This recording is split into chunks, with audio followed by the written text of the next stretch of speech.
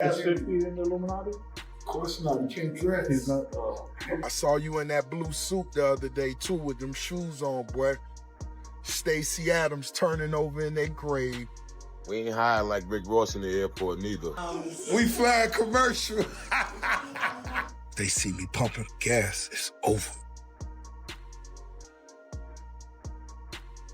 I want young entrepreneurs to understand when you somebody and you get 10 grand, you can make it to 100. You get 100 grand, you can make it to $1 million. You get 100 million, you could hit $1 billion, homie. You just gotta keep being great at what you're doing. 50 Cent, let these people know you really admire me. You love my style, the way I dress, the money I get. And let them know that if you really could, you would put all this to the side to do business with me and work with me. It's the truth. I know it is. Because when you see me stand next to Big Meat, your knees buckle. Oh, my ops, friends is my ops. I'm my ops, all that fake talk. But when you see my brother DJ Khaled, you hugged that boy and drooled on his Amiri. You drooled. When you see little bro Flow Rider, you pick that boy up by the waist and lift him up. Woo! And that's your way of saying, Rose, let's put it to the side. I'm really a good guy. And I get it, but it ain't time for that yet. Because when I see you, go and hug them. I don't speak to them. They po hustlers. A few weeks ago, cameras caught Rick Ross at an airport pulling his hood up over his face, moving through the terminal on a commercial flight like he was trying not to be recognized. For most people, that is a completely normal Tuesday. For a man who has spent nearly 2 decades building an identity around private jets, Miami mansions, and unlimited wealth, it became one of the most talked about moments of 2026. And here is the thing. The commercial flight might not mean what people think it means, but it fits into a pattern that is worth paying attention to. Because one by one, the pillars holding up the biggest boss image in hip-hop have been getting knocked down, and not all of them are coming back up. Let's start at the beginning. When Rick Ross arrived in rap in 2006, he arrived fully formed. The beard, the sunglasses, the deep voice, the luxury references, it was not an image he built slowly. He walked in already playing a character, the largest, most successful boss in the room. His debut single, Hustlin', became a street anthem and landed him a deal with Jay-Z at 29 years old. His debut album hit #1, and from there, his second, third, fifth, and sixth studio albums all reached the top spot on the Billboard charts as well. By any metric, the commercial success was real. But underneath that, there were always questions about where the character actually came from. The corrections officer story is one of the most well-known controversies in hip-hop history. For years, Rick Ross denied that he had ever worked in law enforcement. When a photo surfaced showing a 19-year-old William Roberts II in a corrections officer uniform, he pushed back. When his former girlfriend confirmed it in an interview, he continued to deny it. But eventually, the evidence became impossible to ignore. Public employment records from Miami-Dade County showed that he worked as a corrections officer from December 1995 through 1997, approximately 18 months, not the 4 months he later admitted to, and with an excellent attendance record rather than the tardiness he described. Today, he acknowledges the job happened, but the way the truth came out slowly, over years, with each version of the story slightly different from the last, set a precedent for how Ross handles things that do not fit the boss narrative. Then there is the name, Freeway Ricky Ross, the real-life former drug trafficker whose story became famous long before the rapper entered the picture, has publicly said that William Roberts used his name and borrowed elements of his public persona without permission to build the character. The dispute was serious enough that Freeway Ricky Ross filed a copyright lawsuit in 2010. The case ultimately did not stop the rapper's career, but it added another crack in the foundation of a persona that was being presented as entirely authentic. None of this stopped Ross from building something significant. Maybach Music Group became one of the most respected labels in hip-hop. His pen was consistently sharp, his ear for beats was undeniable, and, for a long stretch, the questions about his background became background noise because the music was too good to ignore. The relationship that arguably mattered most to his commercial peak was the one with Drake. For over 15 years, Drake and Rick Ross were one of the most reliable pairings in the industry. Drake once called Ross his favorite person to rap on any song.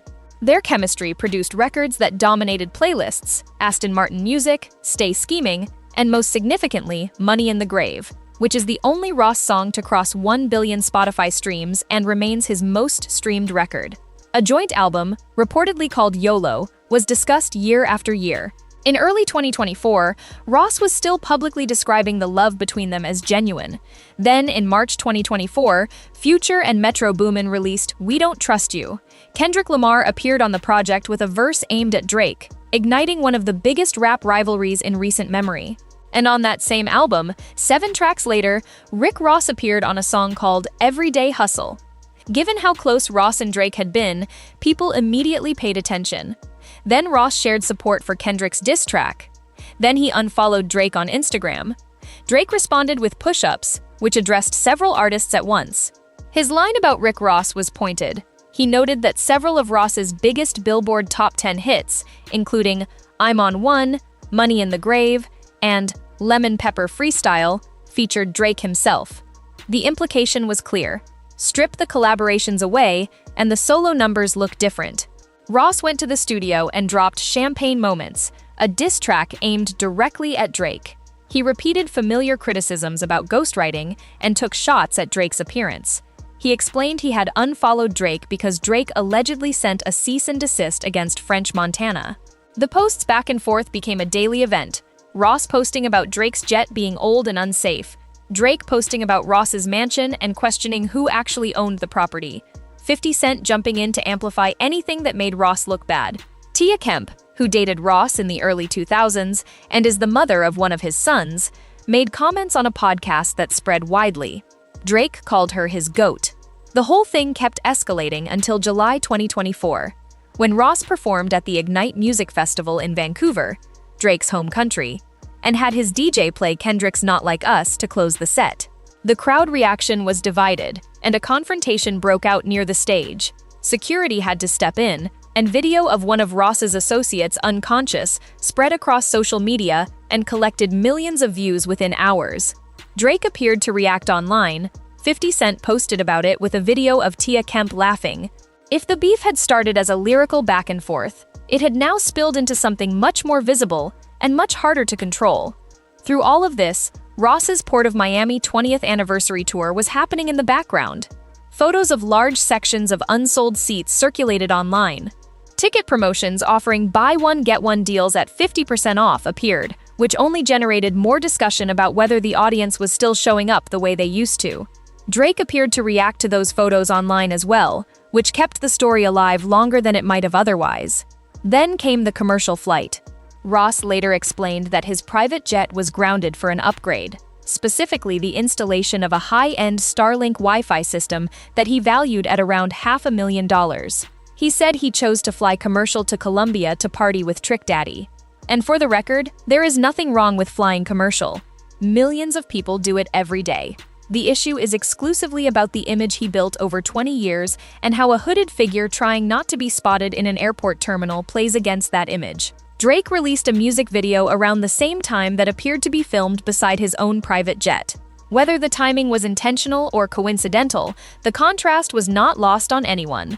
Ross pushed back online, posted that Iceman had melted, referenced his businesses, reminded people that he has Wingstop franchises, real estate investments, and multiple revenue streams. And that part is worth saying clearly. The suggestion that Rick Ross is broke is almost certainly not accurate. The man has built genuine business infrastructure outside of music. His net worth is not in question the way the jokes online would suggest. What is in question is the image.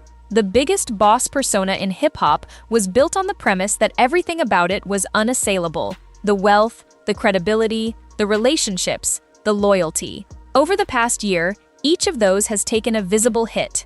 The corrections officer record showed the foundation was constructed differently than advertised. The Drake split removed the commercial partnership that produced his most streamed songs. The Canada confrontation put the physical reality of the boss image on video for everyone to analyze. The commercial flight moment, however innocently explained, landed in that context rather than in a vacuum. None of this means Rick Ross is finished. His catalog still holds up. His business ventures are real. He has navigated worse-looking moments before and come out still relevant. But the specific image he built, the untouchable, larger-than-life boss who moves through the world on his own terms without any of it ever catching up to him, that image has taken damage that a Wi-Fi upgrade and a few social media posts are not going to fully repair. The question now is whether he builds something new to replace it, or keeps defending an image that the last 2 years have made harder and harder to sell. What do you think? Is this just a rough chapter for Ross, or has the boss image taken permanent damage? Drop your take in the comments. Subscribe if you want more breakdowns like this one.